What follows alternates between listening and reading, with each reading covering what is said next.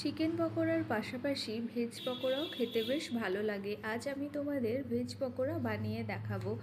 এর জন্য যা যা সবজি লাগবে সেগুলো বলে দিই। যেমন বাঁধাকপি, গাজর, ক্যাপসিকাম, কাঁচা লঙ্কা, আরও অনেক কিছু দেওয়া যায়, তবে আমি এই 4টে জিনিসই দিয়েছিলাম। এরপর একটা পাত্রে তোমরা সমস্ত কিছু ঝিরিঝিরি করে কেটে তারপর নিয়ে নেবে। যেমন গাজর কুচি, ক্যাপসিকাম কুচি, ধনে পাতা, বাঁধাকপি কুচি, কাঁচা লঙ্কা।